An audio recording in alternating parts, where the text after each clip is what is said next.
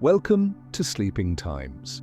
Imagine for a moment that you wake up tomorrow and all modern technology has simply vanished. No central heating, no supermarkets, no synthetic clothing, just you, the biting cold, and the desperate need to survive. Sounds impossible? Well, 20,000 years ago, our ancestors faced exactly that reality every single day in a world where temperatures were 15 degrees lower than they are today and vast ice sheets covered entire continents. How did they not only survive but thrive in conditions that would kill us within hours? The answer lies in the ingenious strategies, extraordinary cooperation, and remarkable resilience that defined humanity during the Ice Age. Oh, and don't forget to leave a comment below telling us where you're watching from and what time it is there. It's always amazing to see how our community is spread across the world. Now, how about turning off the lights, finding a comfortable position, and getting ready for a fascinating journey through time, discovering how our ancestors mastered the art of survival in a frozen world and what their lessons can teach us about resilience today.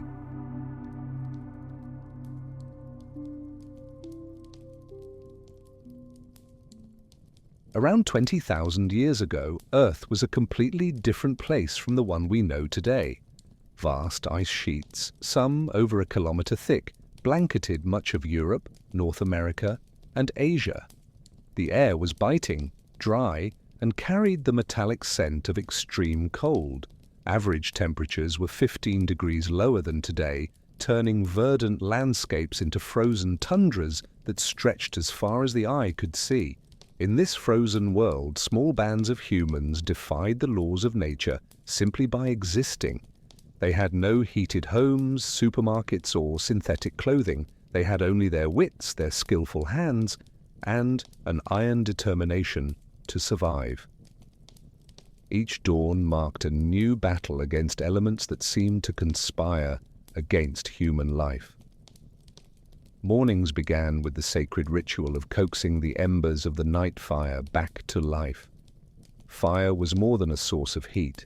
It was life, protection, hope. Its dancing flames cast comforting shadows on the rocky cave walls, while the aroma of burning wood mingled with the smell of tanned hides and smoked meat. It was a distinctive perfume of that era, an olfactory signature of human survival. Waking was gradual and silent. Bodies wrapped in thick mammoth and reindeer hides moved slowly, conserving the precious warmth accumulated through the night. Every movement was calculated, every gesture had purpose. There was no room for wasting energy when every calorie burned could mean the difference between life and death.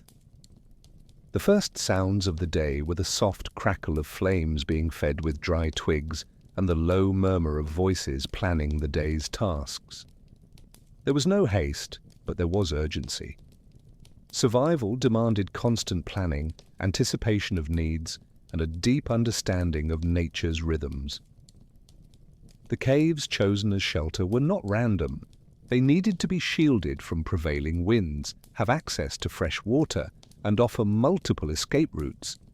The ground was carefully prepared with layers of dry leaves, mosses, and hides, creating natural insulation against the cold that rose from the frozen earth. The organization of space inside the cave followed an ancestral logic. The hearth occupied the center, radiating heat evenly. Around it, in concentric circles, lay the sleeping areas, the places for food preparation, and the spaces for crafting tools. Each family had its defined territory, but all shared the vital warmth of the central fire. The first hours of the day were devoted to assessing external conditions. Someone would always venture to the cave entrance to observe the sky, feel the wind's direction, and weigh the day's possibilities. The color of the clouds, the intensity of the cold, and even the behavior of the few visible animals provided crucial information for the decisions to come. The morning meal was simple, yet nourishing. Pieces of dried meat, preserved by the natural cold, were warmed near the fire. Roots stored since the previous autumn were chewed slowly, releasing their natural sugars. Every bite was savored, not only for pleasure, but with the awareness that it might be the last for many hours. Water was a precious treasure. Snow melted in leather containers near the fire provided the vital liquid. The process was slow and required patience, qualities these ancestors had developed in abundance. Every drop was valued, every sip was mindful. The tools from the day before were carefully inspected. Spears tipped with flint, bone scrapers, needles made from fish spines. Each implement was checked, sharpened if necessary, and prepared for another day of intense use. Tool maintenance was a matter of life and death.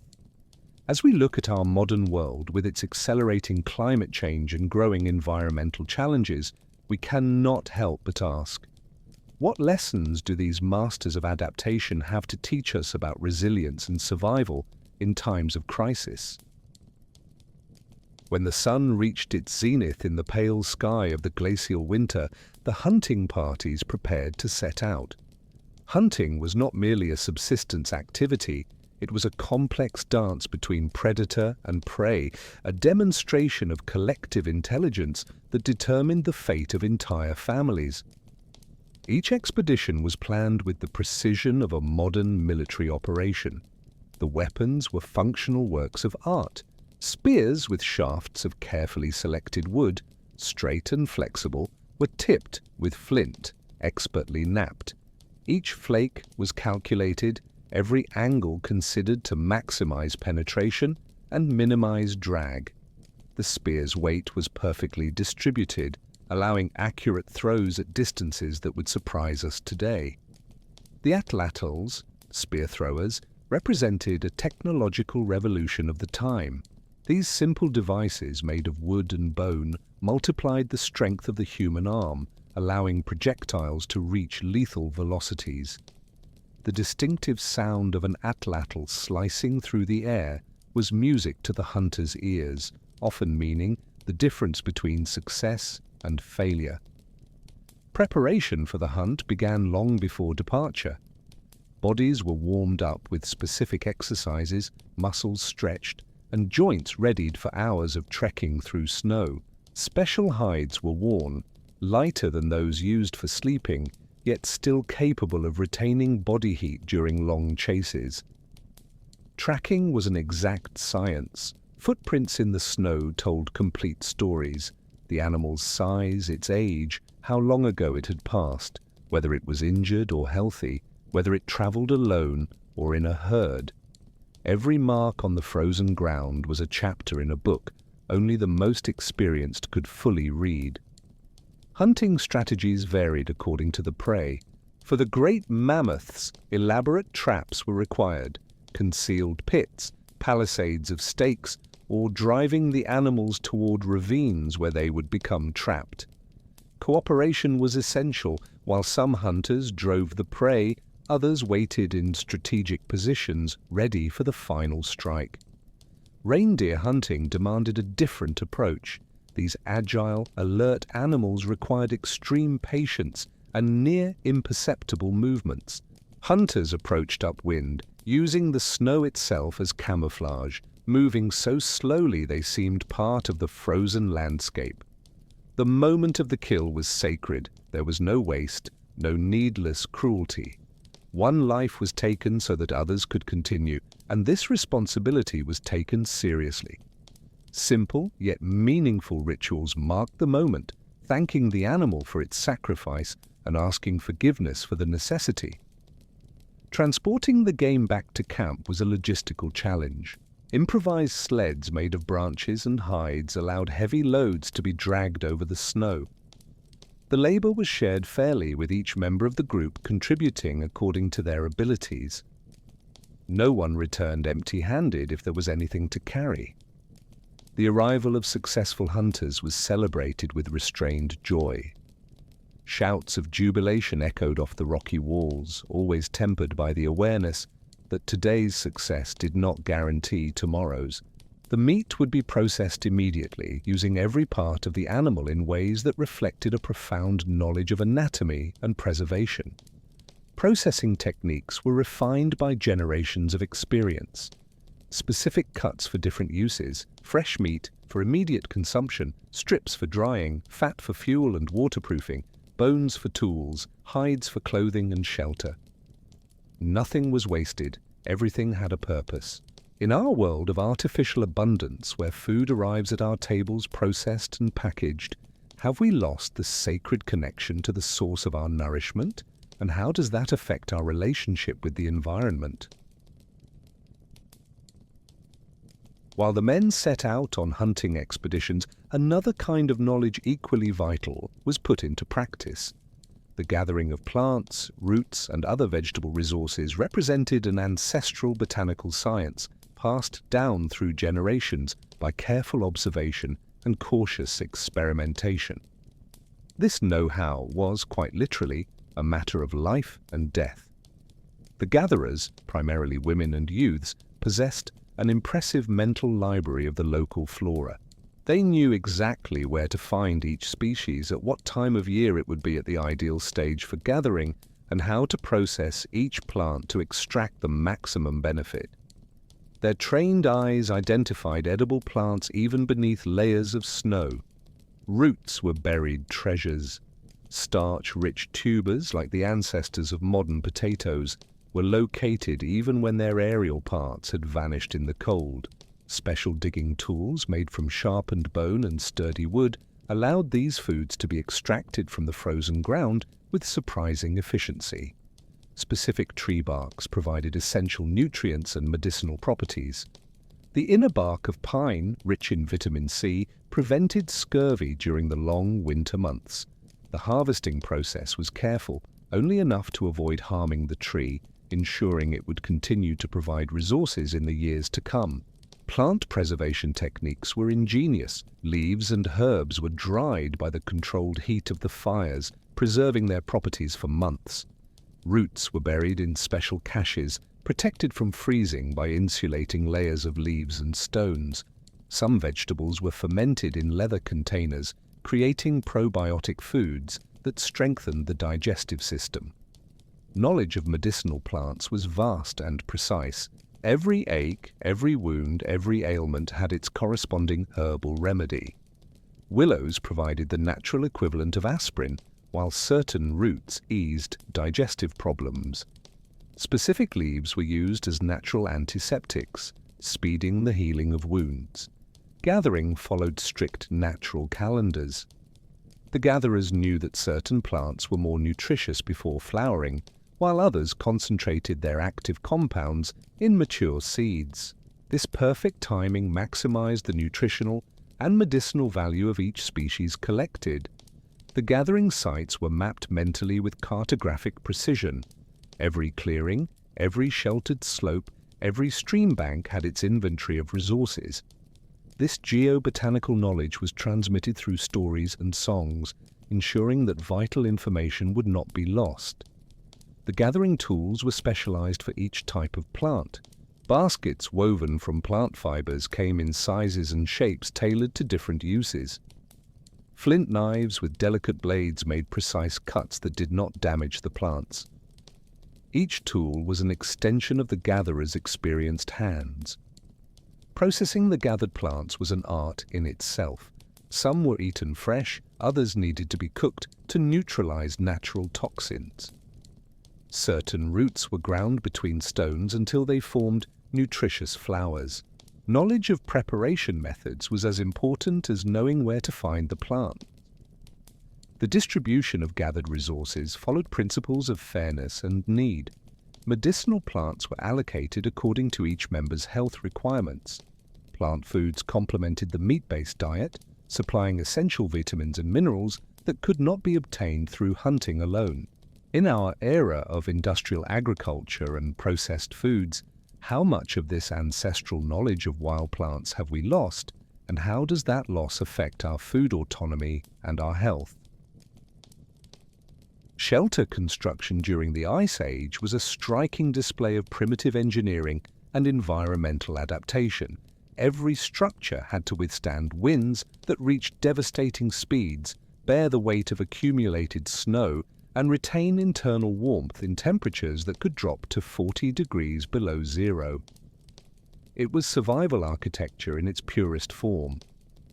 Natural caves were the most coveted shelters, yet they were rarely ready for habitation. Extensive modifications were necessary. Stone walls were erected to block drafts, floors were leveled and covered with insulating layers, and ventilation systems were created to allow air circulation without excessive heat loss. When caves were unavailable, structures were built from scratch using the materials the frozen world provided. Mammoth bones served as primary beams, their naturally curved forms creating sturdy domes. These massive bones, some weighing hundreds of kilos, were positioned with almost mathematical precision to distribute weight evenly. The walls were a masterpiece of multi-layer insulation. First, a framework of interwoven branches formed the skeleton. Over it, layers of hides were stretched and fixed in place, creating a barrier against the wind. Inside, a second layer of softer hides provided additional insulation and comfort. Between the layers, insulating materials such as dried moss, feathers, and animal hair created pockets of air that trapped heat. The floor received special attention as the cold rose relentlessly from the frozen ground. Layers of branches formed the base, raising the living surface above the dampness. Over the branches, thick layers of tanned hides created a warm, comfortable surface. Stones heated in the fire were buried beneath the hides, functioning as natural radiators that released warmth for hours. Ventilation systems were ingenious. Strategically placed openings allowed fresh air to enter from below, while stale, warm air exited above. This airflow prevented carbon monoxide buildup from the indoor fires, a deadly danger in enclosed spaces. Flaps made of hides could open or close these vents as needed. The shelter entrance was designed like an airlock. A low, curved tunnel forced anyone entering to crouch, creating a natural barrier against the wind. Heavy hide curtains blocked the doorway, conserving internal heat. This design also served as protection against predators, limiting access to the interior. The interior was organized with maximum spatial efficiency. Specific areas were designated for sleeping, cooking, working, and storage. Shelves made from flat stones and bones kept tools and food organized and dry. Every square inch had a defined function. There was no room for waste. Shelter maintenance was constant. Snow accumulated on the roof had to be removed regularly to prevent collapse. Hides worn down by use were repaired or replaced. Simple drainage systems diverted meltwater away from the structure. It was a daily struggle against the elements. Interior lighting came from carefully controlled hearths and animal fat lamps. These lamps, made from hollowed stones filled with rendered fat and plant fiber wicks, provided soft light and localized warmth.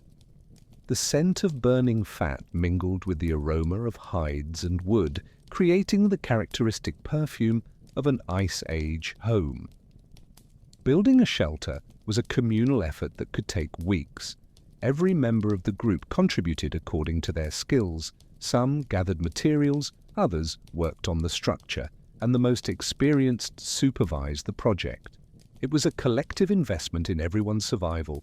Looking at our modern homes with their sophisticated heating and insulation systems, we might ask, have we lost the ability to create truly sustainable shelters using only local natural resources? Fire was more than a tool.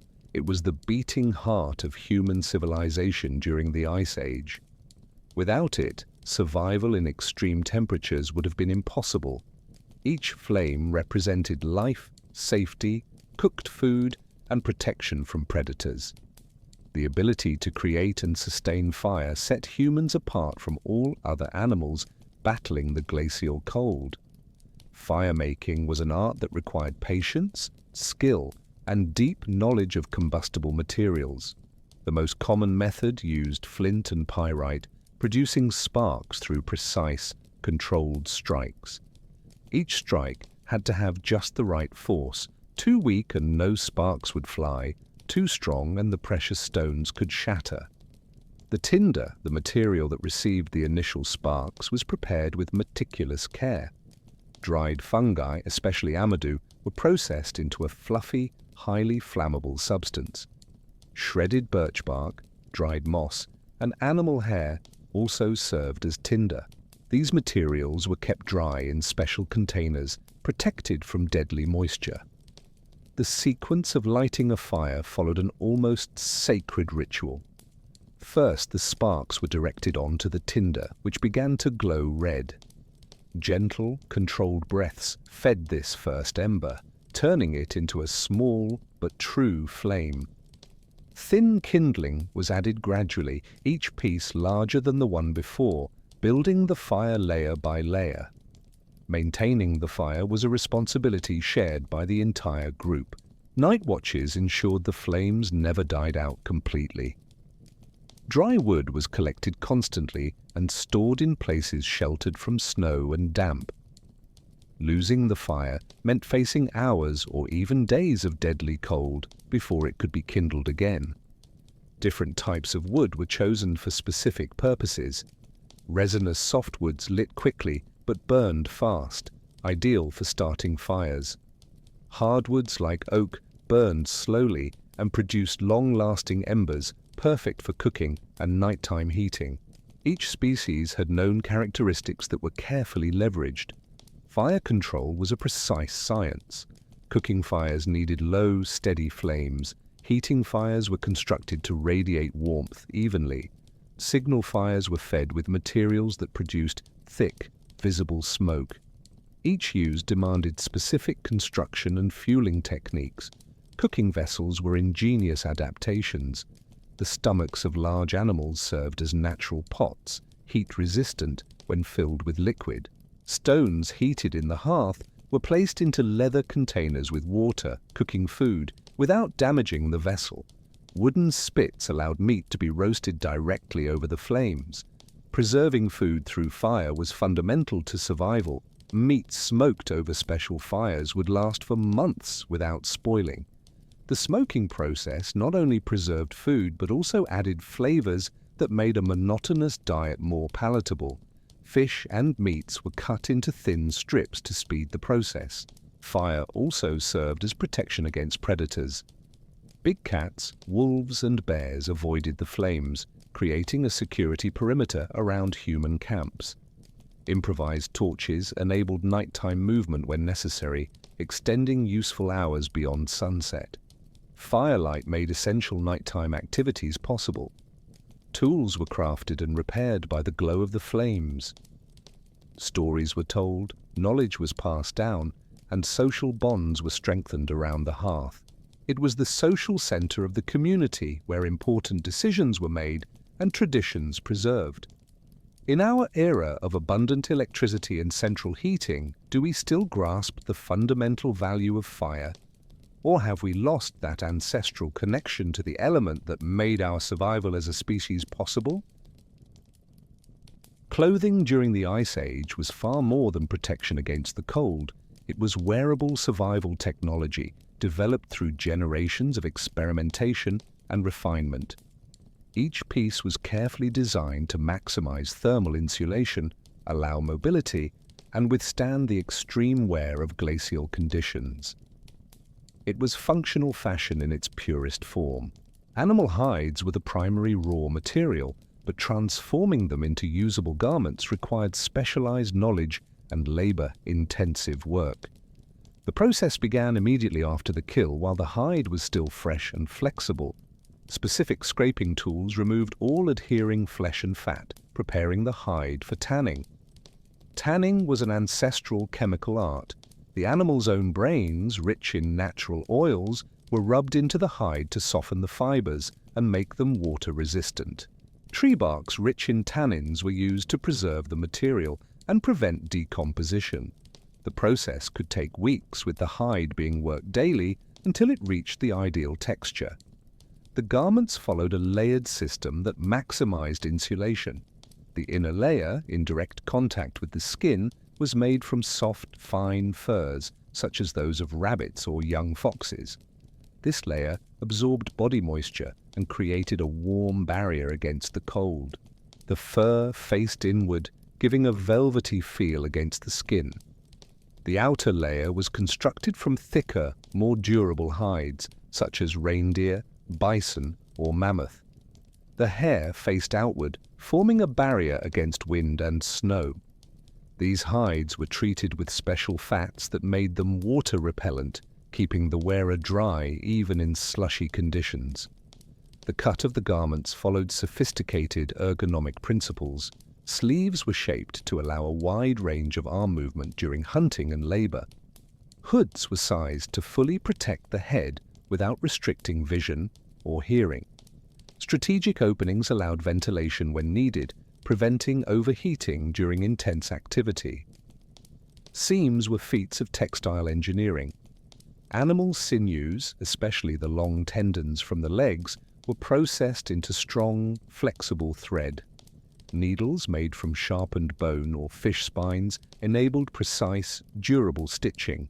Every stitch was calculated to withstand tension without tearing. Footwear was especially important, as feet were extremely vulnerable to freezing. Boots were built in multiple layers, thick soles of tanned leather, internal insulation of fur and feathers, and a waterproof exterior. Lacing systems with leather straps ensured a perfect fit and a tight seal against snow. Specialized accessories completed the survival wardrobe. Gloves were made with articulated fingers to maintain manual dexterity. Face masks protected against cutting winds and snow glare. Belts and pouches allowed essential tools to be carried hands-free. Clothing maintenance was constant and critical. Wet hides were dried carefully near the fire, but never directly over the flames. Tears were repaired immediately to prevent them from spreading. Natural oils were reapplied regularly to maintain flexibility and water resistance. Clothing decoration was not merely aesthetic, it had practical and social functions. Specific patterns identified members of different groups or families. Amulets sewn into garments carried spiritual and practical meanings. Natural colors derived from plants and minerals aided camouflage during hunts. Comparing our modern, mass-produced clothing made from synthetic materials, have we lost the intimate connection between clothing and survival? And how does that affect our relationship with the environment and our capacity to adapt? Survival during the Ice Age fundamentally depended on cooperation among group members. Every individual, from children to elders, had specific roles that contributed to collective well-being. It was a society where extreme individualism meant certain death and where the strength of the group determined everyone's chances of survival. Social organization followed practical principles based on skill and experience. The most seasoned hunters led expeditions, making quick decisions that could mean life or death. Their words were respected not through imposed authority, but through wisdom accumulated over years of facing the perils of the glacial world. Women specialized in gathering and processing plants held knowledge that was equally vital. Their decisions about which plants to collect, when and where to look, were followed without question. Mutual respect among different specialties created a fluid hierarchy based on competence and need. The division of labor was efficient and flexible. While some hunted, others kept the fires going, processed food, crafted tools, or cared for children.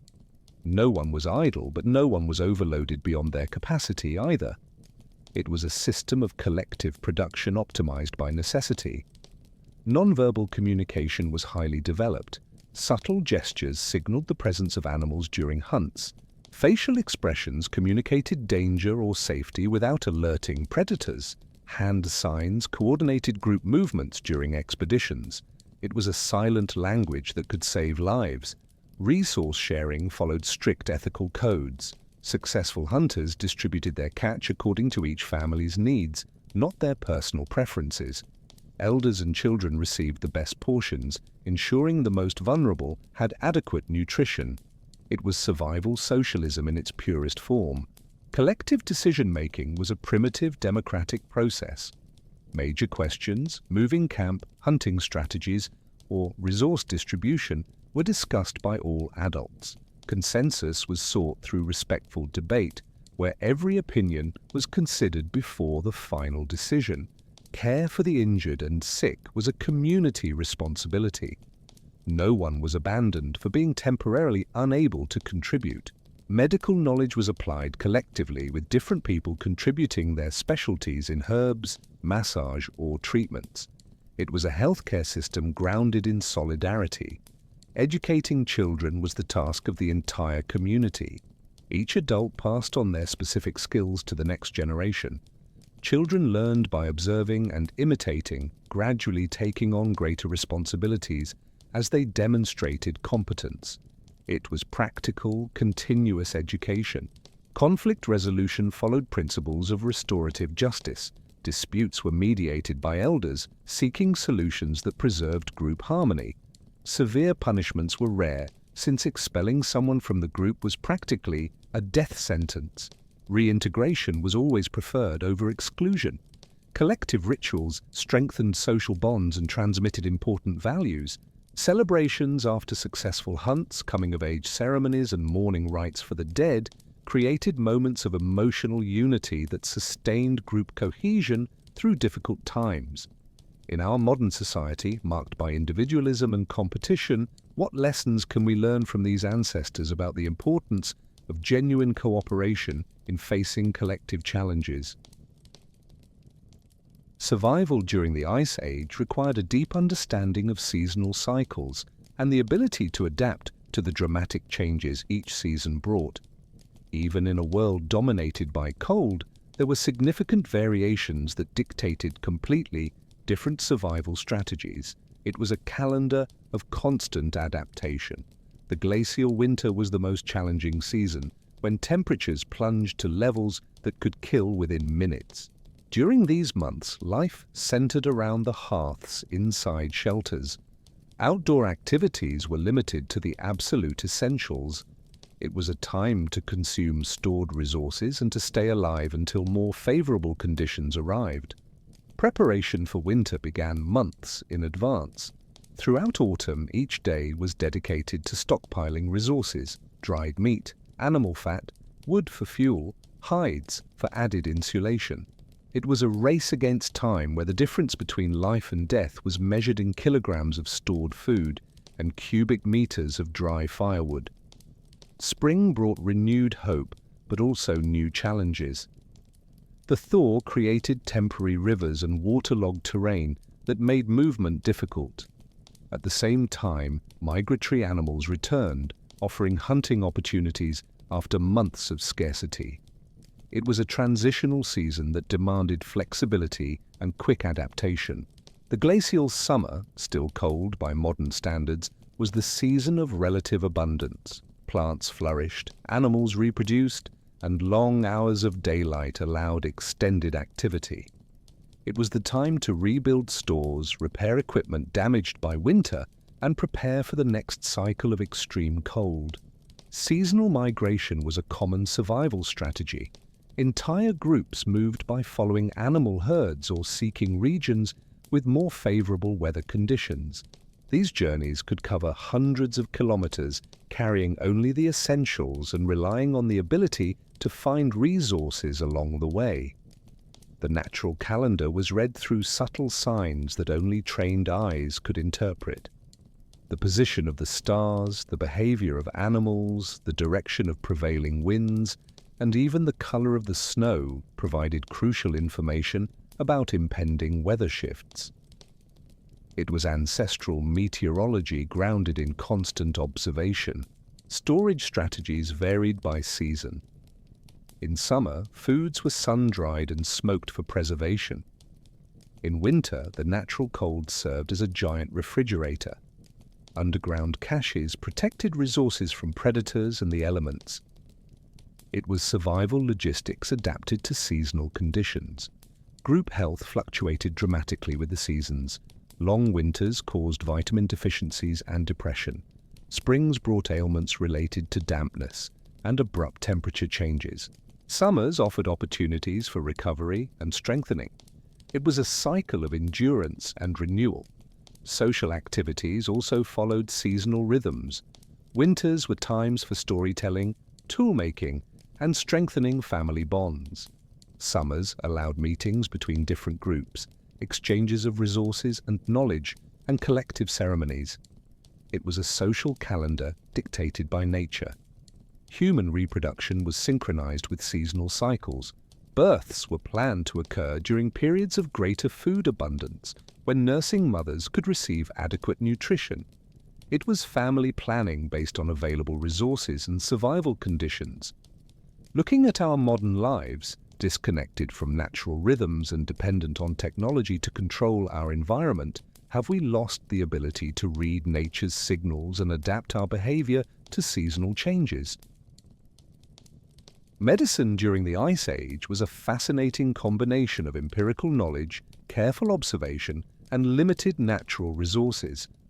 Without hospitals, pharmacies, or modern medical equipment, survival depended on a deep understanding of the human body and the healing properties nature offered, even in a world dominated by ice.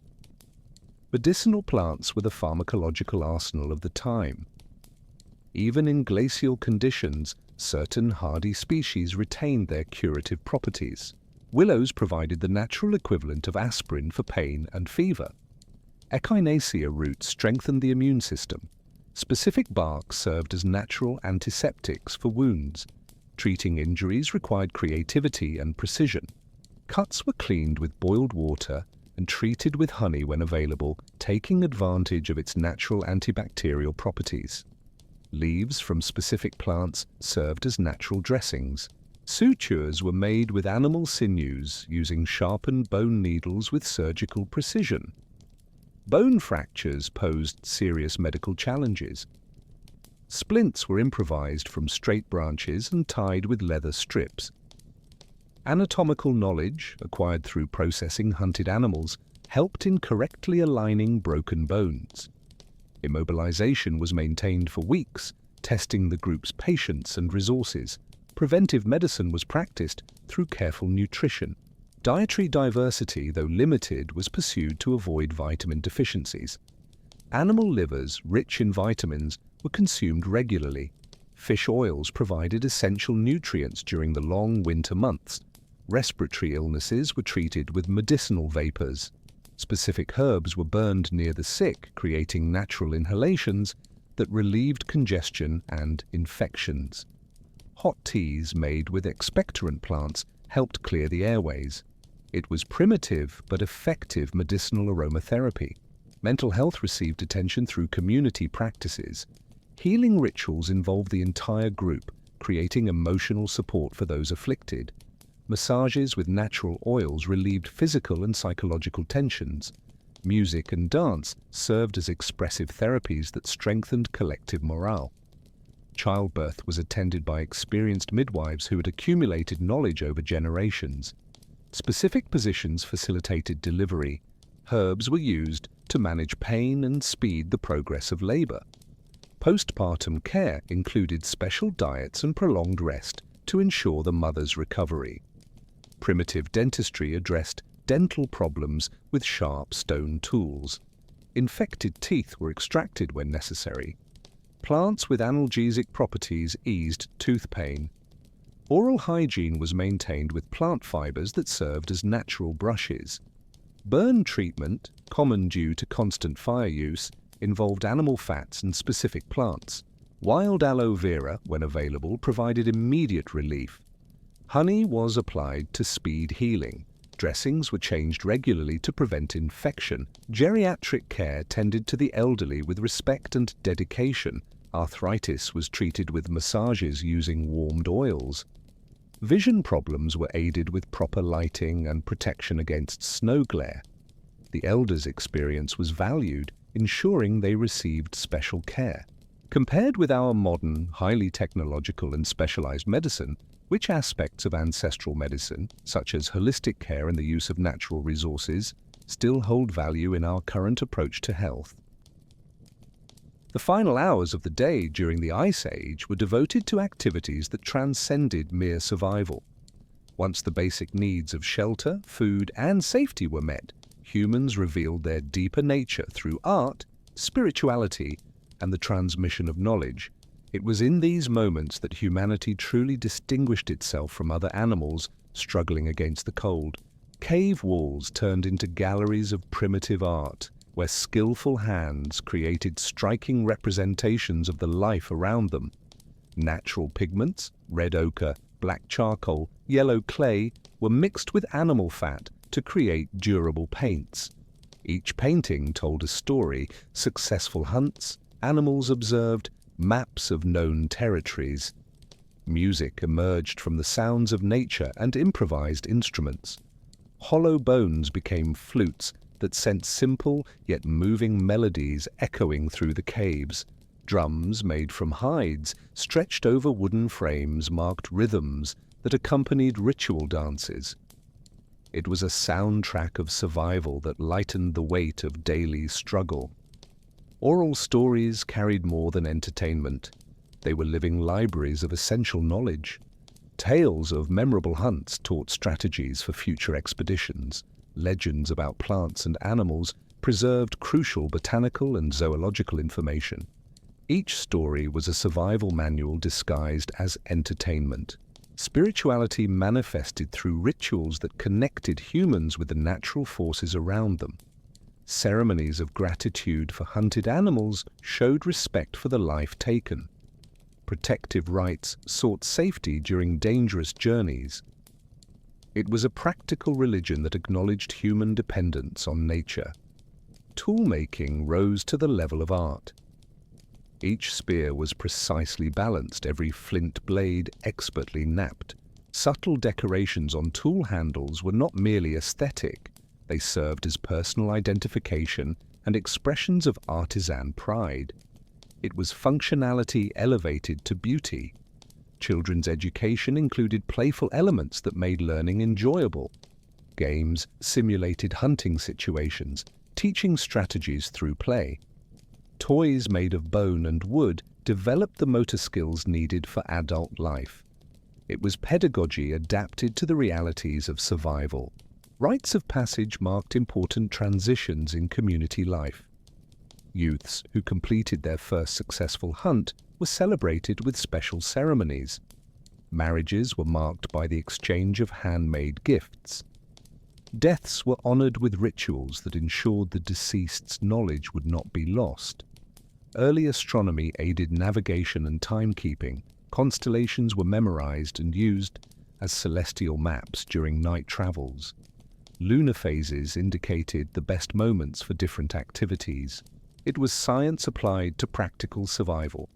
The preservation of important memories employed creative methods. Special objects served as reminders of significant events. Specific marks on tools indicated their origin or special use. Amulets carried personal and family meanings that connected generations. Technological innovation continued even under the harshest conditions. New techniques for knapping stone were developed and tested. Improved methods of tanning hides were experimented with. Each small improvement was celebrated and quickly shared with the entire group. At the end of each day, as the fires died down and the group prepared for rest, there was a moment of silent reflection. It was when each individual processed the day's experiences, planned for tomorrow, and found meaning in the constant struggle for survival. It was humanity in its purest, most resilient form. Looking at our modern society with all its technological complexity and global challenges, which aspects of this essential humanity do we still carry with us, and how can we apply that ancestral resilience to contemporary challenges? As the last embers of the fire crackle softly in the cave's darkness, and the Ice Age wind whispers outside as a constant reminder of the challenges faced, we are invited to reflect on the profound lessons that emerge from this journey through time. The hunter-gatherers who survived the most extreme conditions our planet has known left us a legacy that transcends mere physical survival. The first lesson, echoing across millennia, is the fundamental importance of adaptability. Our ancestors did not try to dominate nature, they learned to dance with it. Every climate shift, every resource shortage, every new challenge was met with mental flexibility and practical creativity. In our world today, where change unfolds at accelerated speed, this capacity to adapt becomes even more relevant. Genuine cooperation emerges as another essential pillar of human survival. During the Ice Age, extreme individualism was quite literally a death sentence. Strength lay in unity, in the intelligent division of labor, in the sharing of resources and knowledge. Today, as we face global challenges such as climate change and social inequality, this ancestral lesson on cooperation resonates with renewed urgency. A deep knowledge of the natural environment was a matter of life or death for our ancestors. They knew every plant, every animal, every seasonal shift within their territory. This intimacy with nature stands in stark contrast to our modern disconnection from the natural world. Perhaps it is time to rediscover that ancestral wisdom and apply it to our relationship with the environment. Sustainability was not a conscious choice for hunter-gatherers, it was an absolute necessity. They could not waste resources because there was no surplus. Every part of a hunted animal had a specific use, every gathered plant was used to the fullest. This mindset of total utilization offers valuable insights for our consumer society. Mental resilience, demonstrated so powerfully by our ancestors, is perhaps one of the most compelling lessons we can draw from this journey. They faced adversities that would test the limits of any modern human, yet found the strength to go on, to innovate, to keep hope alive. That inner strength did not come solely from physical need, but from a profound understanding that each day was a gift, each meal a blessing, each safe night a victory. The forced simplicity of life during the Ice Age revealed what truly mattered: genuine human relationships, basic safety, adequate nourishment, and a clear purpose rooted in survival. In our era of technological complexity and existential anxiety, this clarity of priorities offers a refreshing perspective on what constitutes a truly meaningful life. The rhythm of hunter-gatherer life was synchronized with natural cycles. They worked when necessary, rested when possible, and respected the limits imposed by nature. This temporal harmony contrasts with our modern culture of perpetual haste and relentless productivity. There may be wisdom in rediscovering these more natural rhythms.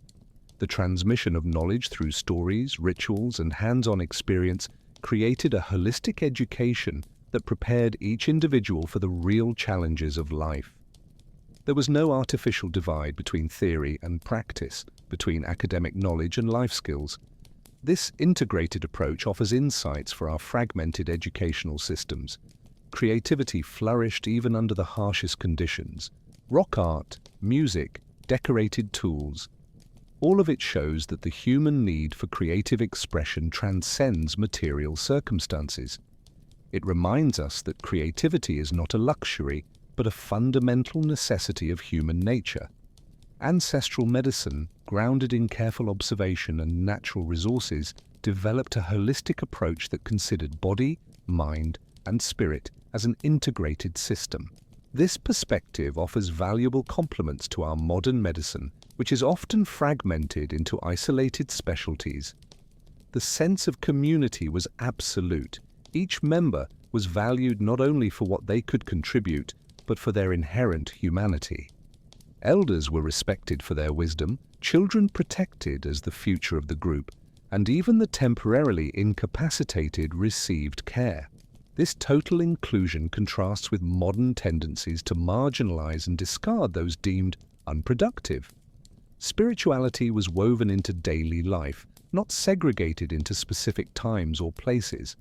Every activity, hunting, gathering, cooking, sleeping, carried sacred dimensions that connected humans to something greater than themselves.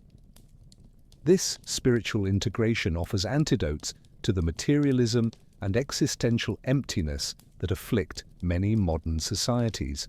As we contemplate these lessons in the imagined warmth of that ancestral hearth, we are confronted with a fundamental question.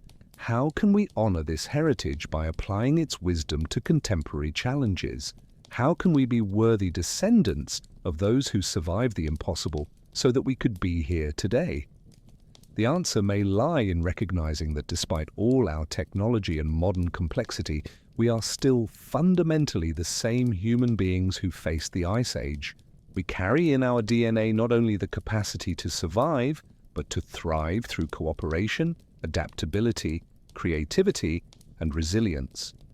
May these stories of our courageous ancestors inspire us to face our own winters with the same determination, wisdom, and humanity they demonstrated.